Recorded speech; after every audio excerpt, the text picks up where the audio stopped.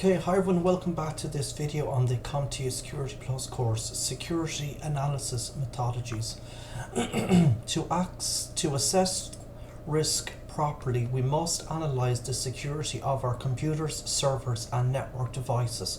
But before making an analysis, the computer, server or other device should be backed up accordingly.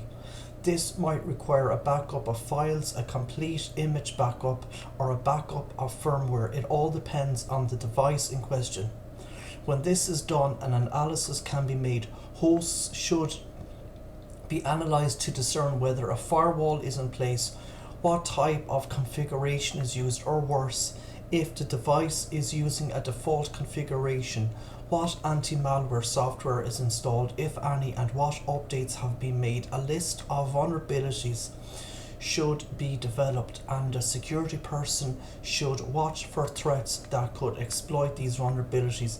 They might occur naturally, might be perpetrated by malicious persons using a variety of attack and threat vectors, or might be due to user error. Security analysis can be done in one of two ways, actively or passively. Active security analysis is when actual hands-on tests are run on the system in question. These tests might require a device to be taken off the network for a short time, or might cause a loss in productivity. Active scanning is used to find out if ports are open on a specific device, or to find out what IP addresses are being used on the network.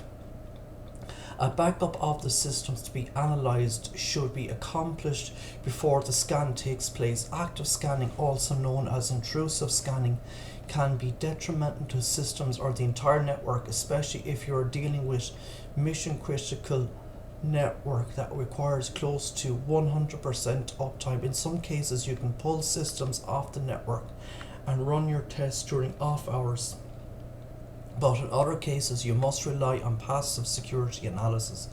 Passive security analysis is when servers, devices and networks are not affected by your analysis, scans and other tests.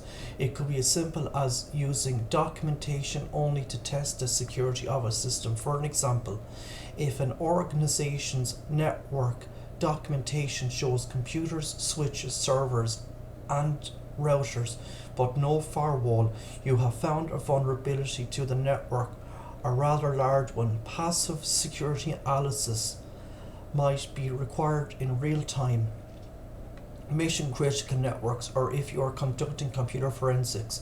But even if you are performing a passive security analysis, a backup of the system is normal procedure. Passive security analysis is also known as non-intrusive or non-invasive analysis. One example of the difference between active and passive is fingerprinting, which is when a security person or attacker scans hosts to find out what ports are open, ultimately helping the person to distinguish the operating system used by the administrator. It is also known as OS fingerprinting or TCP/IP fingerprinting.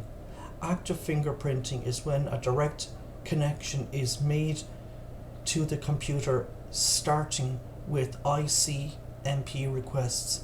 This type of test could cause the system to respond slowly to other requests from legitimate computers.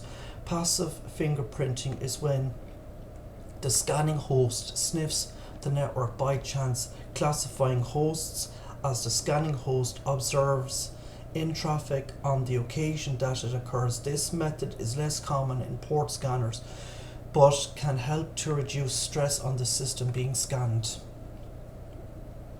Security analysis can be categorized as either passive reconnaissance or active reconnaissance. If an attacker or white hat is performing passive reconnaissance, that person is attempting to gain information about the target system without engaging the system. For example, a basic port scan of the system without any further action can be considered passive reconnaissance.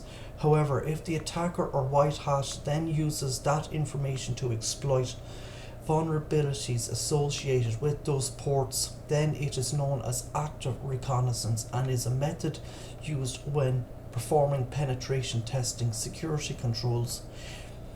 Before we get into managing vulnerabilities, I'd like to revisit the concept of security controls. In Chapter 1, we discussed 3 basic security controls that are often used to develop a security plan: physical, technical, and administrative. However, there are additional categorical controls as described by the NIST. In short, the 3 can be described as the following. Management controls. These are techniques and concerns addressed by an organization's managers and executives. Generally, these controls focus on decisions and the management of risk. They also concentrate on procedures, policies, legal and regulatory. The software development lifecycle, SDLC, the computer security lifecycle, information assurance and vulnerability management scanning. In short, these controls focus on how the security of your data and systems is designed. Operational controls. These are the controls executed by people. They are designed to increase individual and any system and any group system security. They include user awareness and training, fault tolerance and disaster recovery plans, incident handling, computer support, baseline configuration development, and environmental security. The people who carry out the specific requirements of these controls must have technical expertise and understand how to implement what management desires of them. Technical controls. These are the logical controls executed by the computer system. Technical controls include authentication, access control, auditing, and cryptography. The configuration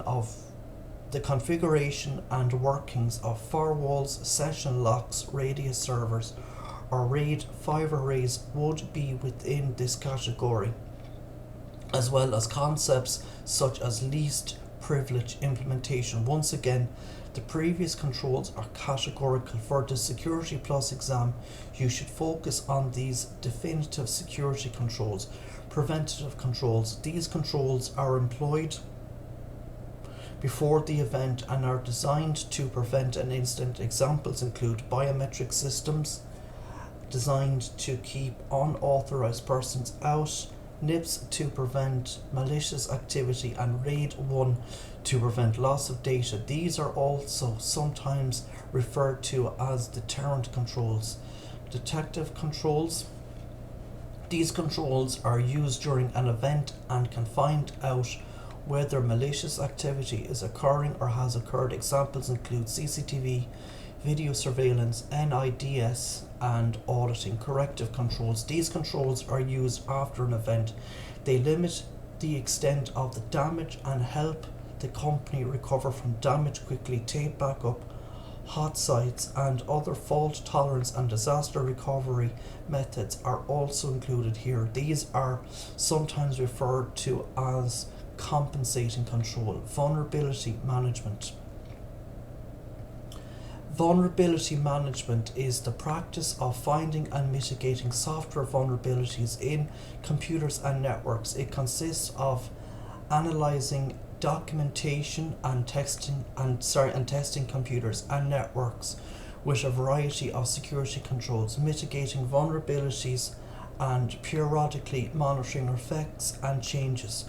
Vulnerability management can be broken down into 5 steps. Step 1. Define the design state of security. An organization might have written policies defining the desired state of security, or you as a security administrator might have to create those policies. These policies include access controls, device configurations, network documentation, and so on. Step 2. Create baselines. After the desired state of security is defined, baselines should be taken to assess the current security state of computers, servers, network devices, and the network in general. These baselines are known as vulnerability assessments.